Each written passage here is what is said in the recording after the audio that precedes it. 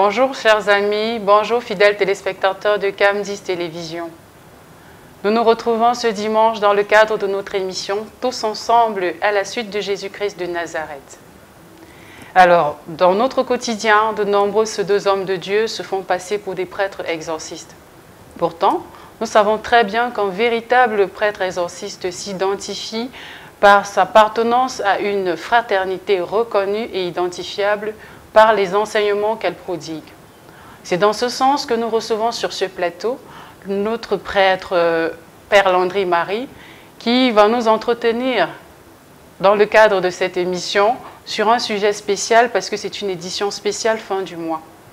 Alors notre émission reposera sur un échange à cœur ouvert avec le Père Landry Marie qui va nous étayer et nous apporter plus d'éléments pour enchérir nos connaissances dans le domaine de la spiritualité dans son ministère. Bonjour mon Père. Bonjour Eunice Thiogo et merci pour l'invitation renouvelée comme chaque fin du mois à cette édition spéciale. C'est un plaisir pour moi d'être avec vous sur le plateau et je me ferai une joie de répondre à toutes les questions que vous me poserez ou alors que les téléspectateurs vous enverront. J'apporterai des éléments de réponse pour la gloire de Dieu et que nous soyons tous à la suite de Jésus-Christ de Nazareth. Alors, je précise pour les personnes qui nous regardent pour la première fois que le Père Landry Marie est le responsable ou alors le recteur de la fraternité des frères Saint Jacques de Compostelle au Cameroun. Et il est également le chargé d'évangélisation médiatisée au Cameroun en ce moment. C'est d'ailleurs par là qu'il commence à se démarquer parmi le cercle très restreint des véritables et des plus grands exorcistes du pays. Mon Père, quand on dit recteur, en quoi consiste réellement votre mission dans ce sens-là? Alors, dans la fraternité, le recteur est celui qui va former les séminaristes. Comme dans l'orthodoxie au Cameroun, nous n'avons pas encore de grands séminaires. C'est les services du rectorat qui vont penser le moyen de former des séminaristes intellectuellement, moralement, de penser leurs études approfondies, de savoir s'ils doivent aller en Italie, s'ils doivent aller dans un pays africain comme Abidjan, approfondir les hautes études afin de devenir de très bons prêtres, intellectuellement formés et spirituellement élevés. Voilà un peu le rôle du recteur. Il est aussi là un peu comme une sorte de père spirituel qui peut écouter les séminaristes en formation, mais le recteur c'est aussi une sorte de disciplinaire qui regarde la discipline du séminariste jusqu'à sa pré-crise afin de s'assurer qu'au niveau du comportement, il soit quelqu'un pas d'irréprochable, mais qui ait un comportement qui va avec le sacerdoce auquel il aspire, parce que le mot sacerdoce du latin vient de deux mots, sacere, dotare, qui signifie doter du sacré, et donc le recteur va s'assurer que le séminariste, il y a quelque chose de sacré en lui et il va peaufiner, il va former afin que le sacré dans le séminariste puisse exploser pour la plus grande gloire de la communauté, pour la plus grande gloire de Dieu et le salut de la multitude. Voilà ce que je pouvais dire à ce sujet. Merci mon Père. Alors sur le plateau, chers fidèles téléspectateurs, vous allez remarquer la présence d'un élément nouveau, voilà, un membre très important dans le ministère du Père Landry Marie. Nous avons en notre compagnie Gomez, le pianiste de l'équipe, qui est sorti de l'une des meilleures écoles de musique et qui va à un moment donné nous accompagner par ces belles mélodies dans la partie méditation qui sera réservée à la dernière partie de l'émission. Bonjour Gomez. Alors, comme tous les derniers dimanches du mois, comme je vous l'ai annoncé, nous allons commencer notre entretien à cœur ouvert. À cœur ouvert, c'est-à-dire que nous allons échanger avec le Père Landry sur les questions que vous, chrétiens, vous nous avez envoyées.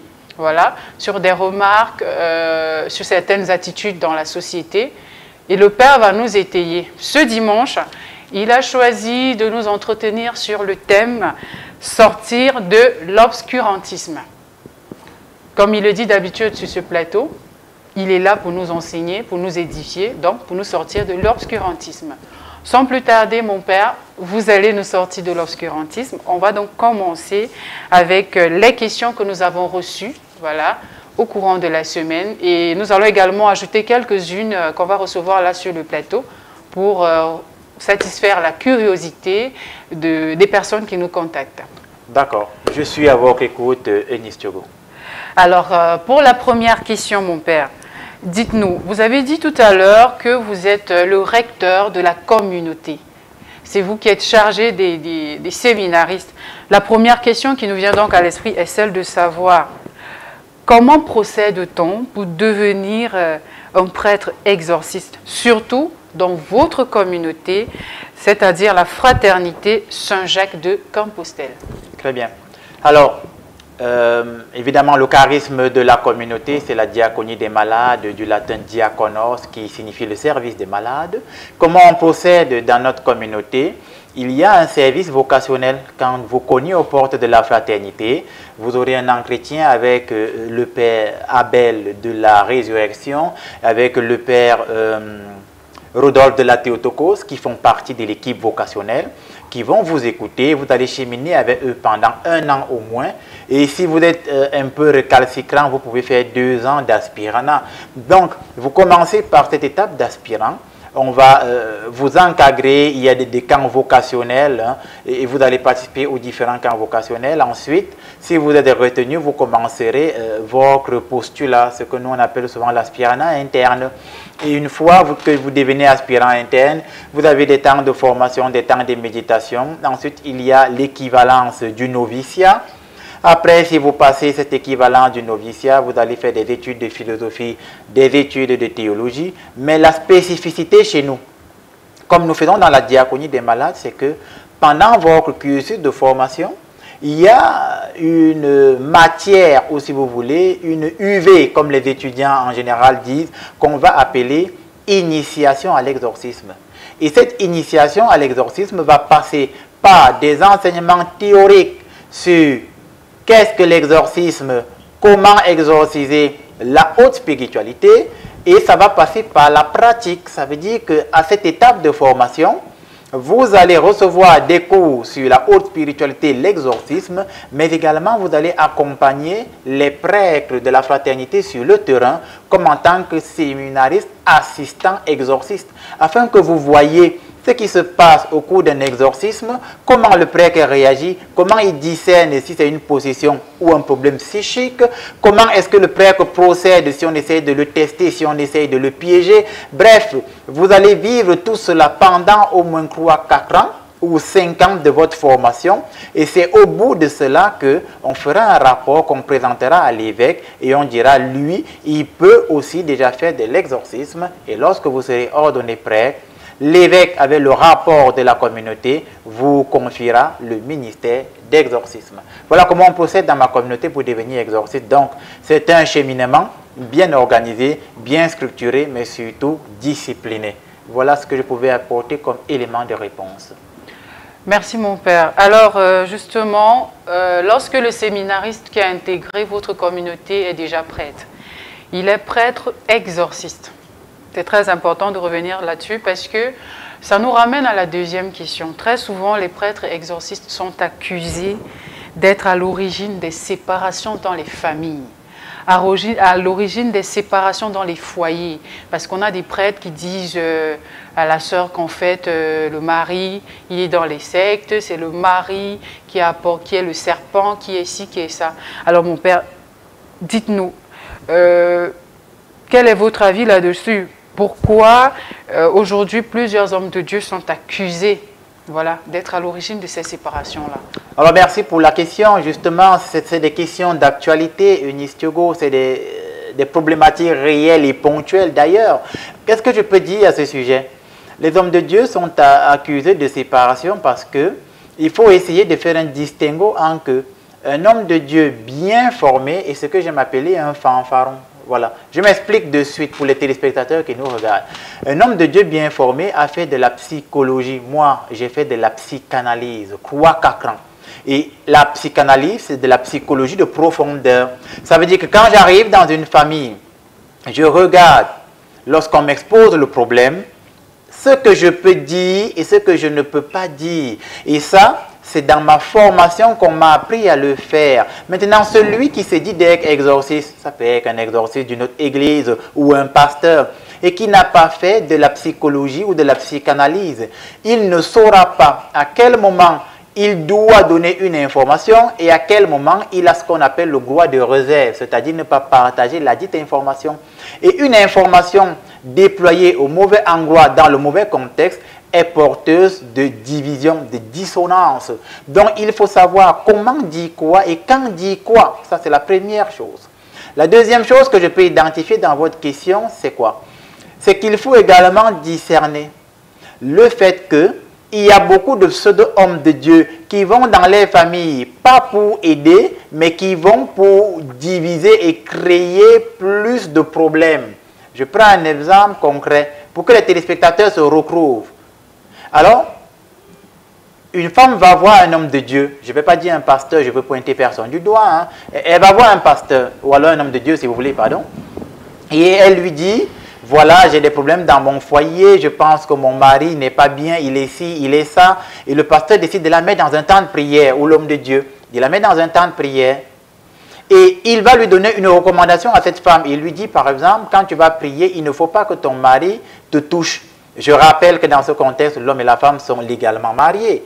Et l'homme de Dieu va lui dire, pendant que tu vas prier, il ne faut pas avoir des relations intimes, donc sexuelles, avec ton mari. Et ça va poser problème, pourquoi? Parce que la femme, quand elle va rentrer, elle ne dit pas à son mari, je suis dans un temps de prière, et l'homme de Dieu a demandé que tu ne me touches pas. Elle va donc commencer un temps de prière, 2, 3, 4 semaines. Et le mari, lui, à un moment donné, il veut vivre une intimité avec sa femme. Et quand il va vouloir la toucher sur le lit, elle va refuser. Elle va retourner voir l'homme de Dieu. Quand j'étais en prière, mon homme a essayé de me toucher. Et qu'est-ce que cet homme de Dieu va faire? Il va dire, c'est la preuve que c'est lui le diable. C'est la preuve que c'est lui le Satan. C'est la preuve que c'est lui le démon. Et cet homme, il n'aide cette femme en rien du tout. Et qu'est-ce qu'il va faire? Il va la couper, je vais dire, sexuellement de son mari. Et qu'est-ce que ça va donner? Finalement, lui-même, il va finir par s'imposer dans cette vie de couple. Alors que son rôle n'est pas de s'imposer dans une vie de couple, mais de ramener les gens à Jésus.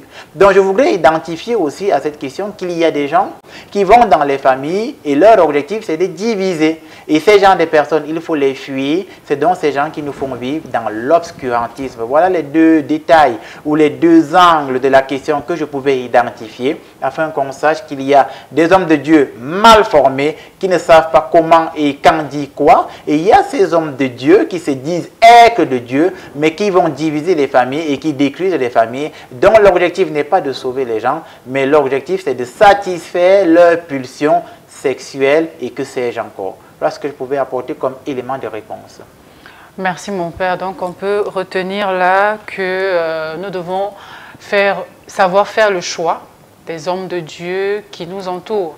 Et pour mieux identifier un homme de Dieu, c'est de par son enseignement. Oui, tout à fait. Et le comportement qu'il déploie au cours du suivi spirituel. C'est très important. Voilà. D'accord, d'accord. Alors, nous allons passer à une autre question. La question, là, elle vient d'un chrétien qui nous demande, « Mon père, peut-on être véritablement possédé, en transe et en être conscient ?» Alors, je l'ai déjà dit ici, je le redis encore, il est impossible, c'est important que les téléspectateurs comprennent, il est impossible d'être possédé, d'entrer en état de transe ou d'extase et d'avoir conscience de sa propre transe. Il y a quelque chose qui ne va pas. Ça veut dire que je suis un menteur, c'est tout. Et à ce niveau, il n'y a pas de débat. Je prends un exemple plus concret. Vous arrivez dans une famille, on vous dit cet homme ou cette femme est possédé. Et pendant que vous priez sur lui, il entre en transe. Et pendant qu'il entre en transe, il commence à manifester, voilà, il est très fort, il essaie de déchirer les habits du prêtre. Moi, ça m'est déjà arrivé de prier sur quelqu'un qui veut me déchirer la soutane et tout ça là. Et il manifeste des gestes de façon très brutale et très agressive, très violente. Et quand on finit la prière sur lui et qu'il revient à lui, il commence à vous raconter comment, lorsque je t'arrêtais, je sentais telle force, je voyais tel qui était placé à gauche, à droite. En fait, c'est un menteur.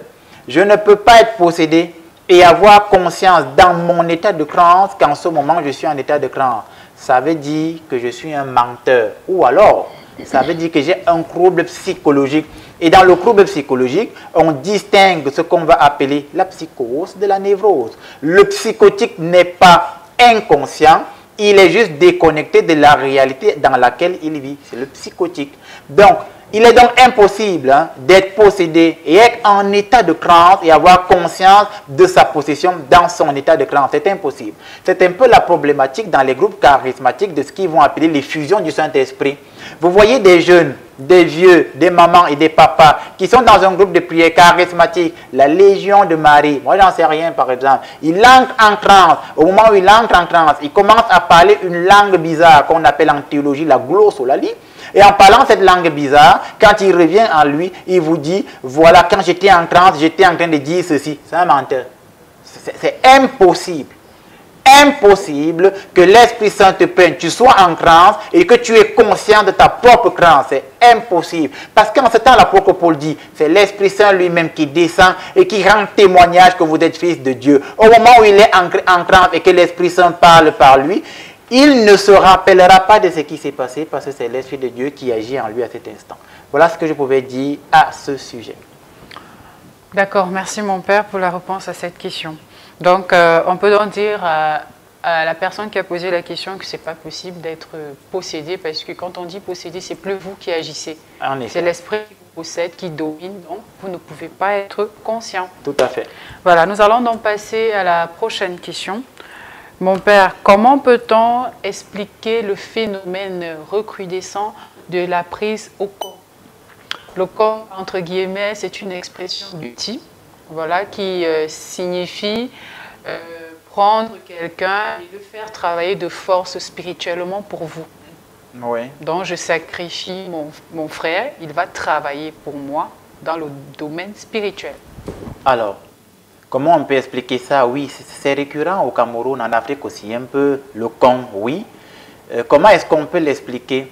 On peut l'expliquer en étudiant le contexte tel que vous le dites. Ça veut dire quoi? Ça veut dire que celui qui est dit d'être pris dans le con, c'est quelqu'un qui, de son vivant, avait signé ou autorisé un pacte avec ceux qui, plus tard, lui réclament d'aller travailler ce que vous appelez le con.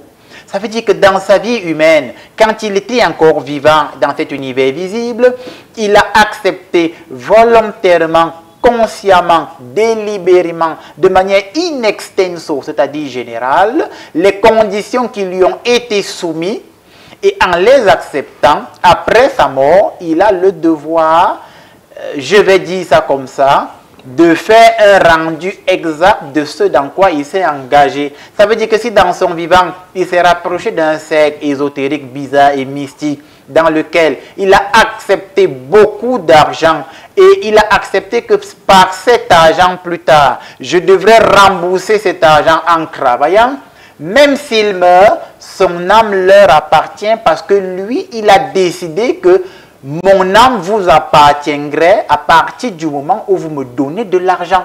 Alors oui, on explique ce phénomène de recrudescence par l'acceptation volontaire que les gens font de leur vivant, d'accepter les conditions qui leur sont données. Et donc, même après la mort, il va aller travailler afin justement, je vais dire ça comme ça, de respecter les clauses de leur contrat. La problématique intervient souvent à partir du moment où quelqu'un est décédé, il a donc signé ses pactes et ses alliances, et après il commence à apparaître dans les rêves pour dire je souffre, aidez-moi, je travaille, aidez-moi, je suis enchaîné, aidez-moi. Et la problématique intervient, pourquoi? Parce que là on va courir voir les hommes de Dieu pour dire le frère n'est pas en paix, la sœur n'est pas en paix, mon père, aidez-moi. Mais s'il a signé un acte volontaire, il a accepté les conditions, il est en train évidemment d'assumer la conséquence de ses actes. Voilà ce que je peux dire à ce sujet. Il est donc question pour nos téléspectateurs de ne pas accepter de signer et de s'engager dans des choses qui vont vous amener à perdre votre âme. Voilà ce que je pouvais apporter comme message de Jésus à ce sujet. D'accord, mon père. Mais est-ce qu'un proche peut sacrifier quelqu'un? Parce que là, vous avez expliqué dans le sens où je me suis engagé de mon vivant, j'ai intégré un cercle, j'ai pris des engagements que je dois honorer. Mais maintenant, est-ce que dans la famille, parce que généralement on accuse X, Y d'envoyer les gens travailler pour lui et tout, est-ce que c'est possible dans la famille? Parce que là, la personne est censée être innocente. Oui. Et c'est quelqu'un de son entourage, de sa famille, qui l'a envoyé. Oui. Alors, je voudrais rappeler, non, si on part dans les Saintes Écritures, dans l'entretien, la Sainte Écriture, dans l'entretien avec Nicodème d'Argent au chapitre 3, on parle de la nouvelle naissance. Quelque chose soit clair. Un chrétien à la suite de Jésus qui est né de nouveau, vous ne pouvez pas le sacrifier. C'est impossible.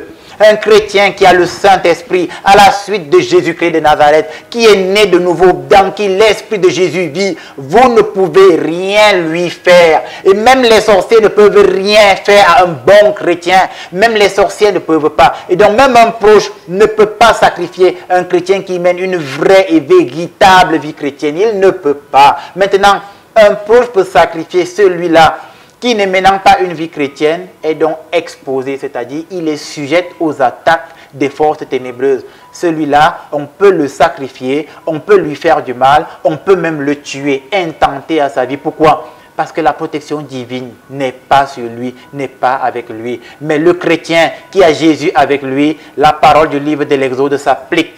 Exode 14, 14, je ferai de vos combats mes combats. Donc le bon chrétien, c'est Dieu qui le protège, c'est Dieu qui combat pour lui. Et comme on dit dans le livre de Jérémie, ils te feront la guerre, mais ils ne te vaincront pas. Voilà ce que je pouvais dire à ce sujet. Merci pour toutes ces belles précisions, mon père. Nous allons passer à une autre question.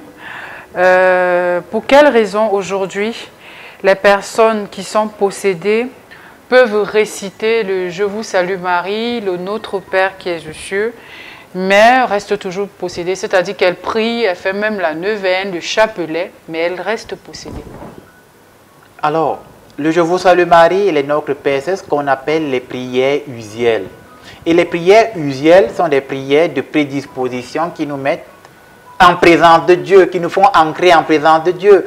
Mais ce ne sont pas des prières qui vont résoudre un problème ponctuel. Je prends un exemple concret pour nos téléspectateurs. Alors, imaginons, vous avez hébergé chez vous une amie qui est restée 2, 3, 4 ans avec vous. Et cette amie, quand vous dormiez, a coupé vos cheveux. Elle a volé vos sous-vêtements pour les femmes. Elle est allée voir un marabout avec vos cheveux et vos dessous. Et le marabout a fait une incantation avec la puissance ténébreuse. Cette femme, elle a touché vos indices. Et comme elle a touché vos indices, ce n'est pas le « Je vous salue Marie » qui va résoudre le problème. Non. Le « Je vous salue Marie » vous met en présence de Dieu, comme la Vierge Marie, évidemment, c'est beau et c'est bien. Mais ça ne résout pas le problème. Pourquoi? Parce que le marabout, il a vos indices. Et tant qu'il a vos indices, la puissance ténébreuse et mystique qu'il déploie sur vous par vos indices est réelle et vivante. Et alors, qu'est-ce qu'il va falloir faire? Il va falloir détruire les indices qui ont été donnés au marabout. Ça veut dire, première solution, il faut arriver à identifier le marabout et aller effacer vos indices là où il les a enterrés. À défaut de localiser le marabout, il faut que le serviteur de Dieu ait une bonne élévation spirituelle, qu'il déploie un exorcisme majeur. Et dans cet exorcisme majeur, il va au nom de Jésus-Christ faire ou dire une prière pour effacer vos indices à l'instant où il prie, et les anges de Dieu, avec Dieu, iront effacer vos indices là où le marabout les a mis. Et si on ne fait pas ça, le « Je vous salue Marie » ne va pas résoudre le problème. Et voilà peut-être pourquoi les gens ont de plus en plus de problèmes, sont de plus en plus bloqués, ensorcelés, ne trouvent pas la délivrance alors qu'ils font des prières usuelles. La prière usuelle est bien, mais si on a touché à vos indices, ça ne résout pas le problème. Voilà ce que je pouvais dire à ce sujet. D'accord, mon père. Ça veut donc dire que pour tous les téléspectateurs qui se disent souvent « Je prie, Dieu va m'aider », alors qu'il sait très bien qu'il a baptisé ou alors il a fait des incantations, il a laissé des rituels se faire sur lui, mais il se dit Dieu est Dieu, il m'aime et je vais prier, il va me guérir par exemple. Donc ces personnes doivent savoir faire le distinguo. C'est vrai, il faut faire le Notre Père, il faut faire le Je vous salue Marie, mais ce sont des prières usuelles. Tout à fait. À un moment donné, il faut toucher le mal à la racine. Exactement. Il faut toucher le mal à la racine pour retrouver sa santé, pour revenir entièrement à Jésus. Exactement. C'est ce qu'on peut retenir, mon père. C'est ce qu'on peut retenir, tout à fait. D'accord. Alors, nous allons passer à une autre question. Elle est vraiment intéressante comme question parce que je pense qu'on l'a reçue à plusieurs reprises, cette question. D'accord. Voilà. La question est la suivante. Mon père, dites-nous, aujourd'hui, même le sorcier, celui qui sert les forces du mal, celui qui mange les gens dans le monde spirituel, comment arrive-t-il à entrer dans une église et même à communier à la coupe du Seigneur? D'accord. On va apporter des éléments de réponse afin que les milliers de téléspectateurs qui nous regardent à travers le monde puissent comprendre le pourquoi du comment de ces choses. Alors, le problème de ce genre de situation, je vais dire ça, hein, pas comme je le sens, mais je vais le dire comme cela s'explique. Normalement, l'Église, c'est le temple de Dieu. Dans l'Ancienne Alliance, on dit que lorsque le peuple avait graissé la tente et qu'ils avaient amené les tablettes sacrées de Yahvé Dieu dans la tente, il y avait la chérima qui s'est manifestée dans la présence de Dieu. Et le sorcier, normalement, ne peut pas rester en présence de Dieu parce que c'est le Saint des Saints. Alors, comment se fait-il qu'aujourd'hui, les sorciers entrent dans les églises et communient même à la coupe du Seigneur? Cela part à partir du fait que l'église aujourd'hui n'est plus le lieu où demeure Yahvé Dieu. C'est très important. Aujourd'hui, l'église où on doit retrouver la présence de Dieu, l'église devient le lieu où on retrouve la puissance ténébreuse. Comment voulez-vous que Yahvé Dieu reste dans une église où il y a des homosexuels? Comment voulez-vous que Yahvé Dieu demeure dans une église où il y a des pédés? C'est impossible. Dans le livre du Lévitique, on dit, tu n'iras pas avec un homme comme un homme va avec une femme. Et alors, si le prêtre qui officie à la messe est homosexuel, il est pédophile, ça veut dire que son péché est grave et il demeure dans un péché aggravé. Donc, la sainte messe qu'il dit de célébrer n'est pas pour la gloire de Dieu. Et le sorcier peut entrer et peut communier à cette coupe parce que lui, il est sorcier, il sert les forces ténébreuses. Et toi, tu es prêtre homosexuel, tu sais les forces ténébreuses. Et tous les deux, vous communiez à la même coupe. Donc vous ne buvez pas le sang du Christ. Vous savez ce que vous buvez. Voilà ce que je peux dire. Et voilà pourquoi les sorciers arrivent à entrer. Parce que l'église n'est plus le lieu où Yahvé Dieu demeure, où Jésus demeure. Mais où il y a un vrai prêtre de Jésus-Christ de Nazareth, qui prie en esprit et en vérité, qui mène une vie de prière. Le sorcier ne peut pas rester 5 minutes. Et s'il reste plus de 5 minutes, il est mal à l'aise, il se lève, il part. Où il y a un vrai prêtre, le sorcier ne peut pas communier à la coupe.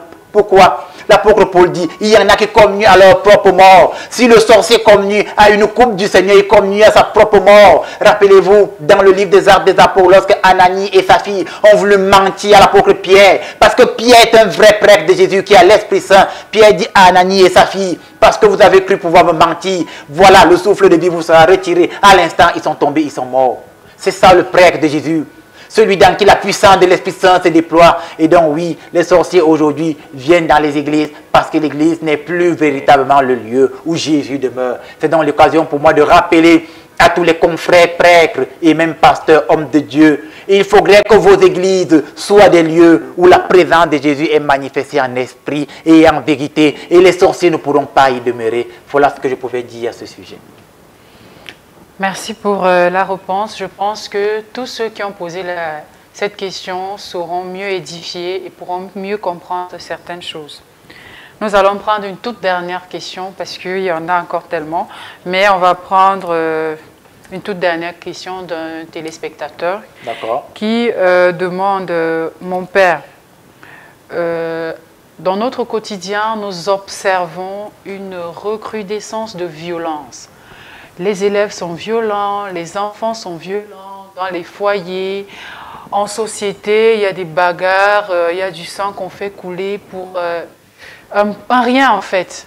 Il y a tellement de violence actuellement dans la société, on se demande, mon père, qu'est-ce qui ne va pas? Pourquoi cette violence? Pourquoi autant de violence autour de nous? Oui, et vous avez raison, même dans les médias, les informations, il y a justement de plus en plus de la violence. On voit des guerres, comme vous l'avez dit, des crimes et tout ça là. Comment on peut expliquer cette montée incommensurable de la violence dans la société? Cela ne date pas d'aujourd'hui. Comme j'en parle souvent avec un ami qui m'accompagne dans le ministère, on parle souvent de la problématique de la violence. Et la violence est liée à la musique. C'est très important ce que je vais dire. La violence, là, elle est liée à la musique. Alors, quand on regarde l'histoire du monde, on va voir que pendant les périodes de guerre, ce qu'on va appeler la Première Guerre mondiale, la Deuxième Guerre mondiale, si vous voulez, ceux qui ont été les instigateurs de ces différentes guerres, ils ont posé des gestes qui aujourd'hui ont des conséquences. Ça veut dire quoi? Les instruments de musique ont été modifiés à une époque lointaine. Et comme la fréquence normale de la musique, c'est à peu près 432, je pense, mégahertz, qui est la résonance de la nature, qui est la fréquence de la paix, de la douceur, qui est la fréquence, je vais dire, de la sérénité, ils ont modifié la fréquence des instruments pour rendre les gens plus violents. Quand il dit « il », on parle d'Adolf Hitler et de son équipe, par exemple. Voilà. Ils ont modifié la fréquence de la musique ou des instruments de musique qui est passé de 432 MHz à 440-42 MHz. Pourquoi? Leur objectif, c'était de rendre les gens plus violents et plus agressifs. C'était leur objectif. Ils voulaient que les gens deviennent de plus en plus violents et agressifs. Alors, ils se sont réunis et ils ont fait modifier la conception des appareils dans le monde entier. Je vous dis que tous les appareils que vous achetez sont calibrés pour dégager une fréquence pour vous rendre de plus en plus violent et intolérant. Et c'est pour ça que même dans les musiques qu'on suit en société, les appareils qui font que ces musiques se déploient sont réglés sur 442, 440 MHz. Et donc quand je suis ces musiques, je deviens violent inconsciemment, ou alors la violence en moi grandit au fil du temps. Et voilà pourquoi aujourd'hui les gens sont de plus en plus violents, ils se tuent dans les écoles, ils prennent les armes, ils vont tuer leurs maîtres, leurs maîtresses, parce que la société est dans une espèce d'obscurantisme musical qui les calibre ou alors qui les catalyse à tous devenir extrêmement violents. Détenez-vous tranquille. Même dans l'église, les pianistes qui viennent jouer, beaucoup d'entre eux ne savent pas que le piano qu'ils utilisent dans l'église est mal réglé. Et son piano est parfois réglé à 442, 440 MHz. Donc la musique qu'il vient jouer à l'église rend les gens violents. Voilà pourquoi nous, en communauté, on est regardants sur ces choses.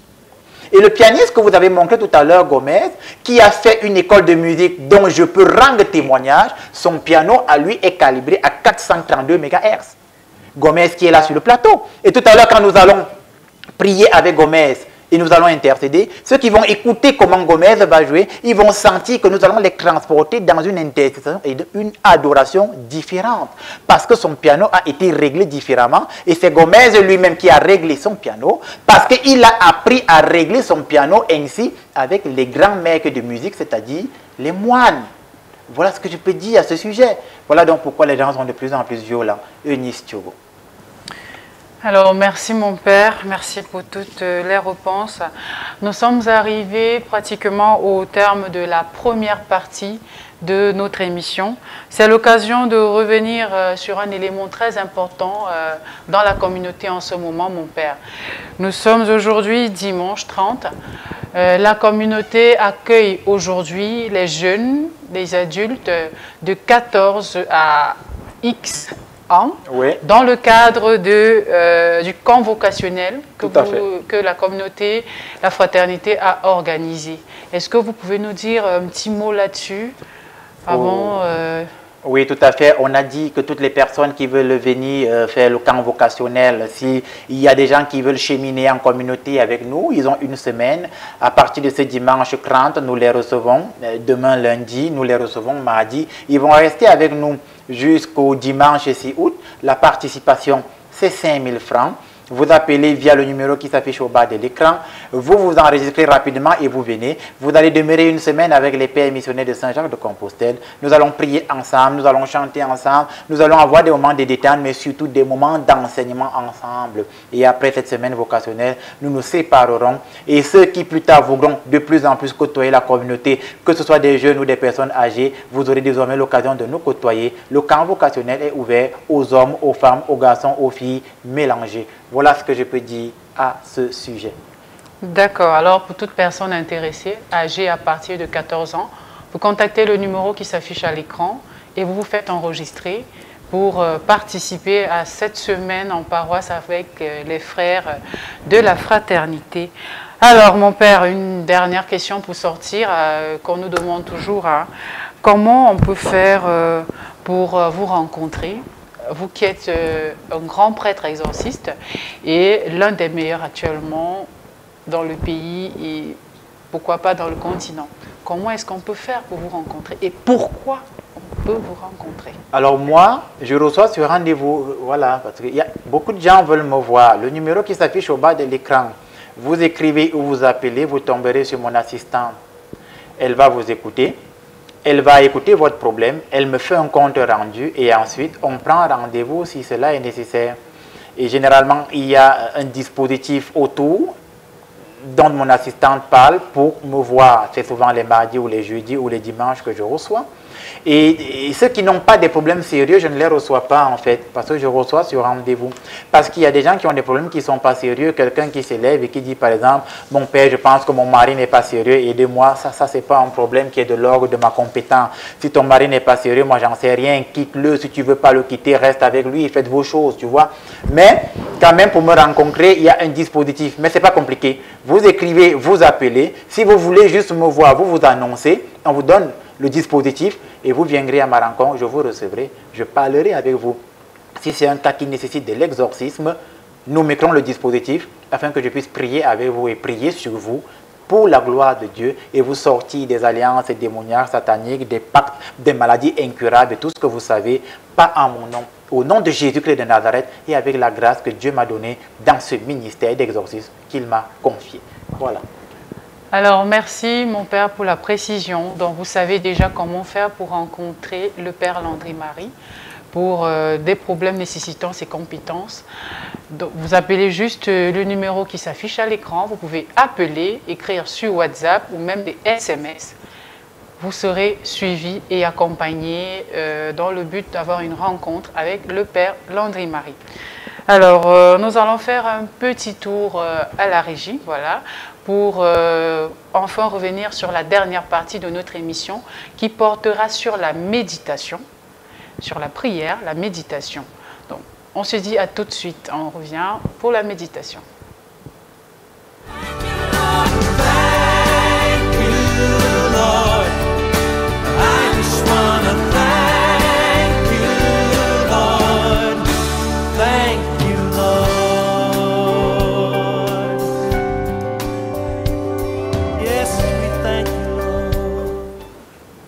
Voilà, nous sommes de retour sur le plateau pour la deuxième partie de notre émission qui porte sur un thème précis sorti de l'obscurantisme. Dans la première partie, nous avons eu notre échange à cœur ouvert avec le père Landry-Marie. Et nous allons donc entrer dans la deuxième partie qui porte sur la méditation qui reposera sur un accompagnement dont nous serons accompagnés par le pianiste Gomez qui fait partie du ministère du Père Landry. Il va vous adoucir, voilà, essayer de diminuer, d'atténuer la violence qu'on a en nous avec ces belles mélodies. Et le Père également que vous allez écouter attentivement parce qu'il va méditer, prier sur vous. Gomez, on peut commencer.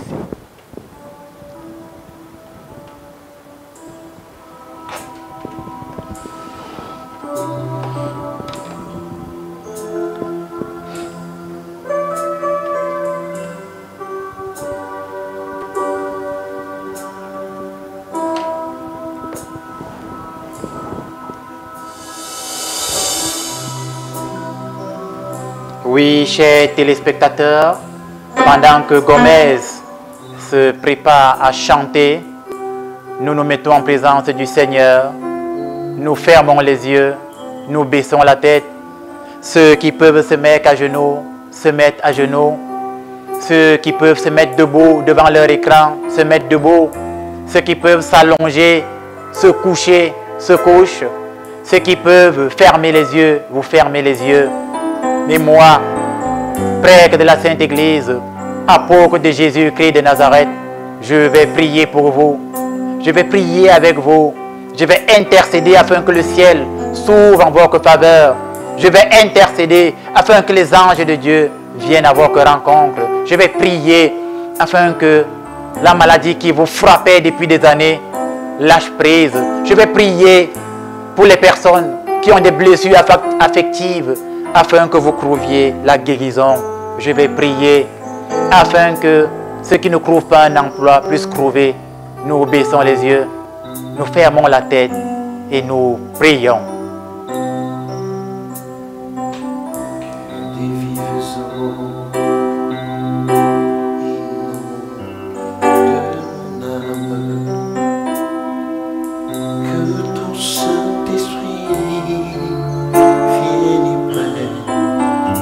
Oui, Jésus, nous voulons te dire merci. Merci, Jésus, pour le souffle de vie. Merci, Jésus, pour la santé du corps que tu me donnes. Merci, Jésus, pour la protection que tu m'accordes. Chaque jour, malgré les difficultés, tu veilles sur moi, Jésus. Merci, Seigneur, d'avoir éloigné mes ennemis. Merci, Jésus, d'avoir éloigné ceux qui veulent me faire du mal. Merci, Seigneur, pour mes enfants. Merci, Seigneur, pour mon mari. Merci, Seigneur, pour ma maison. Merci, Jésus-Christ de Nazareth, pour le travail que tu me donnes. Merci, Jésus, pour la maladie qui m'accable. Car nous pouvons dire, comme notre Père Job, si le bonheur est un don de Dieu et le malheur, pourquoi ne l'accepterions-nous pas aussi? Seigneur, Seigneur, nous te disons merci. Merci pour la maladie. Merci, Jésus, pour l'échec à répétition. Merci, Seigneur Jésus, pour toutes les fois où on ne m'a pas payé dans mon travail. Merci, Jésus, pour toutes les fois où on m'a rejeté. Merci, Jésus, pour toutes ces fois où j'ai été incompris dans la société. Je te dis merci, car je sais que c'est le fruit de ta volonté. Je suis avec toi, Jésus, aujourd'hui et à jamais. Je suis avec toi, Jésus, dans les bons moments, dans les malheurs. Je suis avec toi, Jésus, dans toutes les situations qui m'arrivent. Jamais, jamais je ne t'abandonnerai, Jésus. Jamais je ne me détournerai de toi. Jamais, Jésus, je ne te lâcherai. J'arrête ton vêtement, Jésus, et je ne le lâche plus. Seigneur, si tu veux, tu peux me guérir. Tu sais, Seigneur, la maladie qui m'accable. Depuis des années, j'ai mal aux pieds. Depuis des années, j'ai cette blessure au niveau des pieds qui ne guérit pas. Seigneur, je te confie ma blessure. J'ai été frappé par les sorciers de mon village. J'ai été frappé par les sorcières de mon village. Aujourd'hui, la blessure des pieds ne guérit pas. Seigneur, si tu veux, tu peux me guérir. Seigneur, dis un mot et je serai guéri. Seigneur, dis une parole et mes pieds retrouveront leur guérison. Je te confie mes pieds, Jésus. Impose-moi tes mains et je serai guéri. Je crois et j'ai confiance en toi, Jésus de Nazareth, mon Seigneur et mon Sauveur. Seigneur, je te confie ces maux de tête chroniques qui depuis des années m'empêchent de travailler.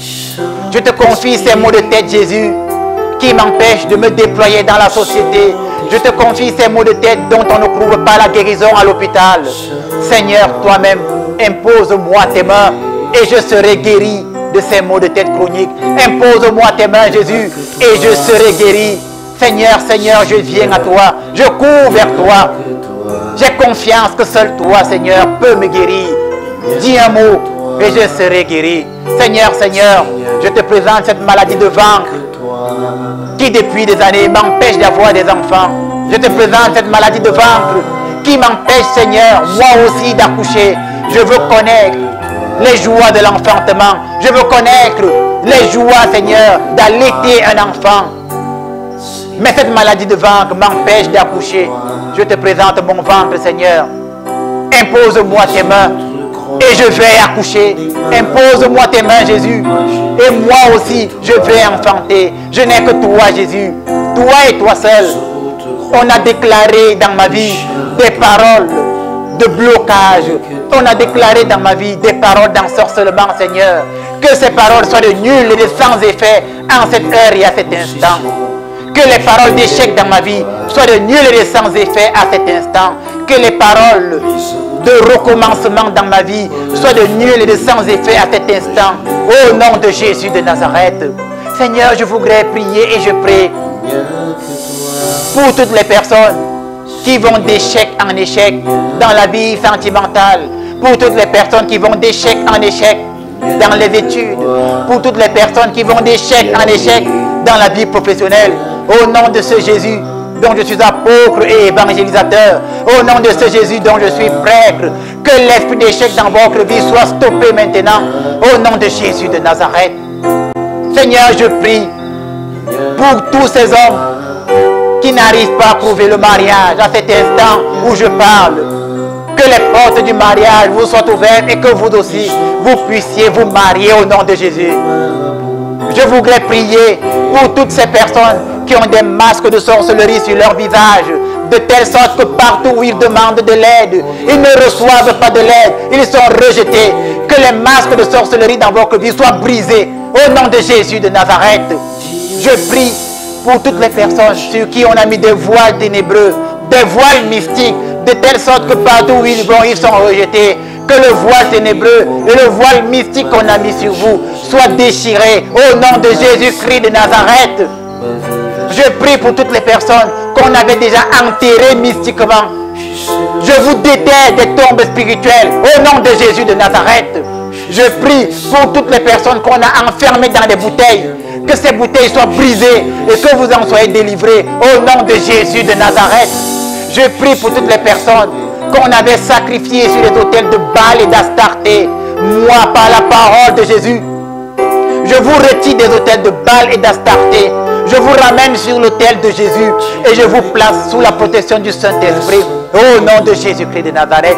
Je prie pour toutes les personnes dont on a volé les cheveux, dont on a volé les vêtements et on a fait des incantations. Quel que soit le lieu où on a mis votre chevelure, que votre chevelure soit effacée maintenant. Au nom de Jésus de Nazareth. Je prie pour toutes les personnes qui ont salué une personne, mais cette salutation c'était un blocage, un envoûtement. Que la poignée de main que vous avez saluée soit brisée au nom de Jésus-Christ de Nazareth. Enfin, je prie en lieu et place pour toutes les personnes sur qui on a déclaré des paroles de malédiction. Les paroles de malédiction sur vos enfants, les paroles de malédiction sur vous, les paroles de malédiction sur votre maison, les paroles de malédiction sur votre travail. Et moi, prêtre de la Sainte Église et apôtre de Jésus-Christ, je brise ces paroles de malédiction et je vous en libère au nom de Jésus-Christ de Nazareth. Tout cela, c'est à toi Jésus que nous le demandons. Toi Jésus notre ami, toi Jésus notre frère, toi Jésus, Dieu, aujourd'hui et à jamais.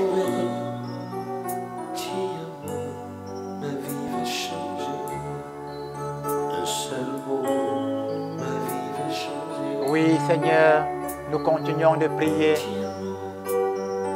Seigneur, je t'aime. Je t'aime dans les bons moments.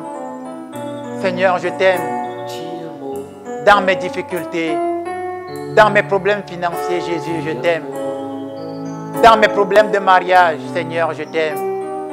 Seigneur, je voudrais te suivre partout, en tout lieu, en tout instant. Seigneur, je te donne ma vie. Je te donne mon cœur. Je te donne tout ce que j'ai. Ce que je suis est à toi. Seigneur, je te donne mes biens. Je te donne ma maison, Jésus. Je te donne mon mari. Je te donne ma femme. Tout ce que j'ai t'appartient. Seigneur, Seigneur, ouvre le ciel en faveur de ceux qui regardent cette émission et accorde-leur ce que leur cœur désire.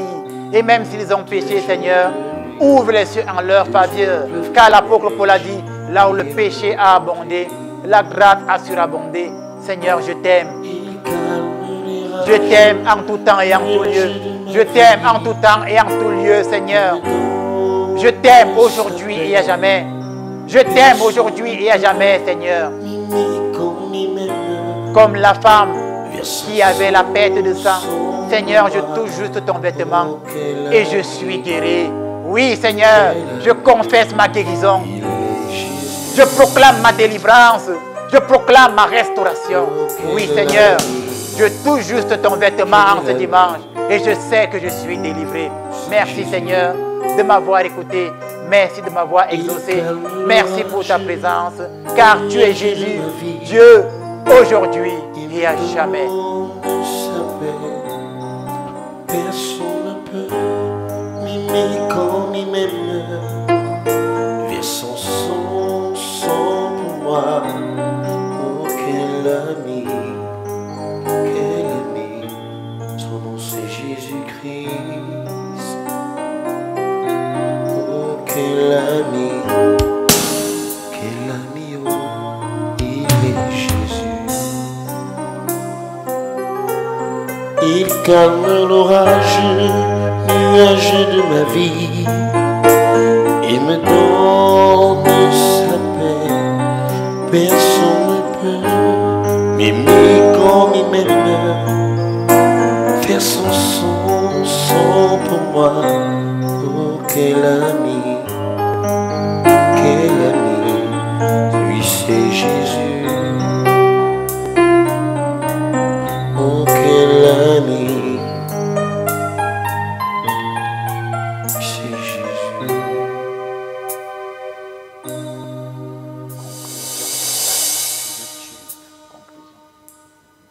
Merci pour cet instant de méditation. Merci Gomez pour l'accompagnement.